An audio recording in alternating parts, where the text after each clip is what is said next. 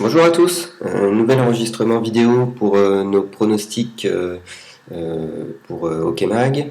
Donc on s'était quitté l'an dernier sur les pronostics NHL avec une assez bonne réussite. Donc on repart cette année, sauf que la NHL ne va pas démarrer tout de suite, donc on a un petit peu de temps encore. Alors je me suis dit pourquoi pas attaquer par la KHL qui est disponible même en paris sportif en tabac. Donc ceux qui parient en bureau de tabac pourront nous suivre aussi. Je vais vous expliquer rapidement comment moi je fonctionne. J'ai suivi pas mal les matchs de préparation sur la KHL, donc c'est ce qui me permet d'avoir un peu de recul. Mais bon, même si vous suivez pas trop, il y a quand même pas mal d'outils qui sont disponibles, qui nous permettent d'avancer sur cette ligue aussi. Alors, je vous montre sur BetClick.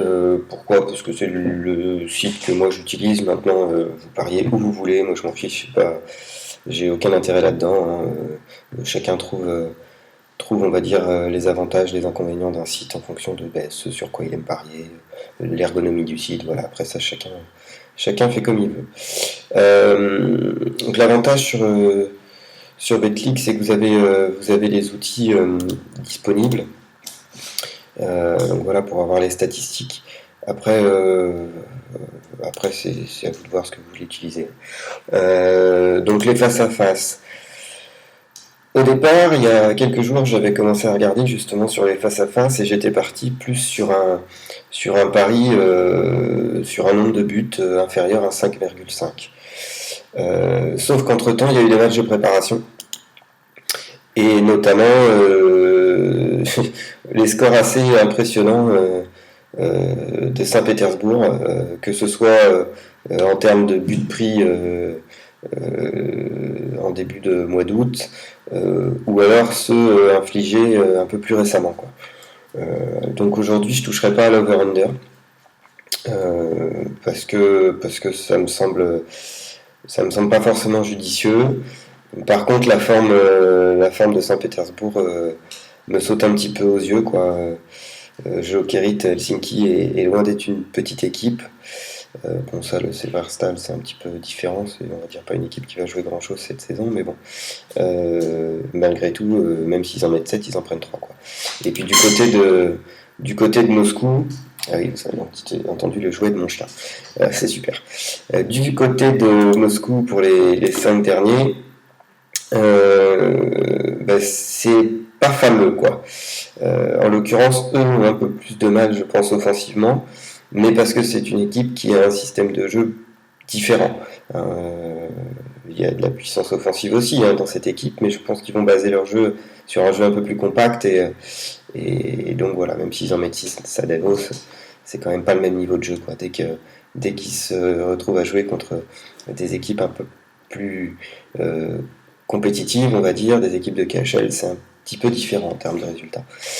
Donc là, mon pari il est assez simple, hein. Je vais m'orienter sur un bet sur la victoire de Saint-Pétersbourg, donc qui est resté à 2,10, hein, je l'ai pris il y a 2 jours. Victoire de Saint-Pétersbourg, ceux qui veulent assurer avec un double pari, c'est victoire ou nul. Voilà, aujourd'hui, moi, mon sentiment, c'est que j'imagine pas que Moscou puisse venir faire un résultat à Saint-Pétersbourg, et éventuellement sur un match hyper défensif, pouvoir accrocher un score à 1-1 ou 2-2, et éventuellement pouvoir, comment dirais-je, obtenir le nul en temps réglementaire. Mais ça serait déjà un exploit sur ce que j'ai vu des matchs de préparation. Maintenant, les exploits, en sport, ça existe aussi. Donc voilà, je serais plus là-dessus. Le pari, moi, qui me semble intéressant, à 1,68, c'est le vainqueur match. Maintenant, celui que j'ai pris moi, mais qui est un peu plus risqué, c'est celui-ci. C'est la victoire de Saint-Pétersbourg dans le temps réglementaire. Mais voilà, ce bet-là est à mon avis intéressant, vainqueur match. Là, vous isolez le nul, c'est-à-dire que s'il y a un match nul, vous êtes remboursé. Ce pari-là n'est pas disponible en tabac, donc encore une fois, c'est pour ça que moi je vous invite à prendre la cote à 2,10 pour le SCA qui joue à domicile sur un premier match. Je trouve que la cote est assez belle par rapport à ce que j'en vois. Je vous montre rapidement un autre outil que j'utilise qui est coteur.com. Je ne regarde pas leurs pronostics parce que c'est souvent fait, on va dire, assez à la va-vite, quoi. Par contre, ils ont un outil statistique qui est plutôt pas mal. Donc, vous voyez, vous choisissez statistiques ici, vous avez différentes ligues. Et après, vous avez ici leurs pronostics, bien sûr, avec les meilleures cotes en fonction des sites qui sont proposés. Ça, j'y regarde pas trop. Aucun prono, je suis en train de regarder, voilà. Ça permet d'avoir. Vous avez ici, comment dirais-je, une statistique sur les différentes prédictions en fonction des probabilités selon les cotes des bookmakers. Donc, effectivement, c'est assez logique. Saint-Pétersbourg est favori. Donc, vous avez les différentes cotes qui sont ici, les stats. Forcément, en termes de statistiques aujourd'hui, vous n'avez rien puisque la KHL, le classement de la KHL est à 0 vu que c'est le premier match de la saison. Maintenant, vous pouvez obtenir les derniers résultats du SCA. Donc ça, c'est les statistiques en saison régulière puisque ça date d'avril 2015. Les dernières confrontations, voilà. Bon, c'est des statistiques qui seront intéressantes une fois que le championnat aura démarré.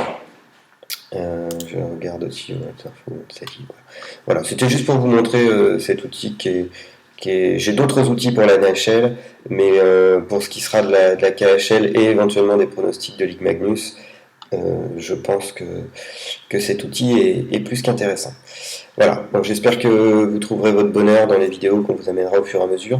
On va essayer d'évoluer un petit peu, c'est-à-dire que on ne veut pas être des pronostiqueurs comme vous pouvez en trouver sur Facebook, qui sont souvent des gens tout simplement amateurs de sport, qui ont quelques connaissances comme nous. Des fois, certains ont plus de connaissances sur les paris sportifs et ont différentes stratégies de paris. Les martingales et toutes ces choses-là, moi j'en ai testé pas mal. Je suis même actuellement en train d'en tester une autre. Voilà, il y a du bon et du mauvais, souvent pas forcément des gens fiables. Nous, ce qu'on va essayer de faire, c'est de vous apporter un petit peu plus de débat, d'idées,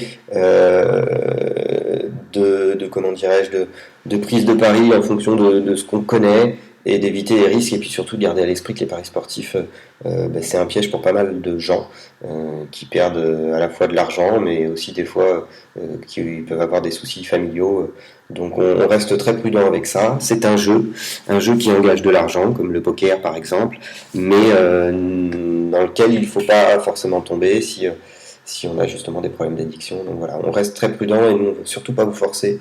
Et si vous n'êtes pas joueur et que vous voyez ces vidéos, vous pouvez avoir envie d'essayer, mais gardez à l'esprit que c'est pas une science exacte. Hein. Si c'était aussi simple, on serait tous millionnaires. Donc voilà, ça reste un jeu. Et donc on va essayer d'animer ça un petit peu peut-être différemment, que je ne sois pas le seul à vous faire ces vidéos, peut-être qu'il y ait plusieurs avis. Donc voilà, on va essayer de voir ce qui peut être fait sous forme de conférence audio, voilà, des petites choses comme ça, on va essayer de voir ça. Moi j'espère que cette vidéo vous plaira, n'hésitez pas à la partager, à nous faire connaître, si vous le souhaitez, si ça vous plaît, si ça vous aide. Voilà, à bientôt pour le prochain.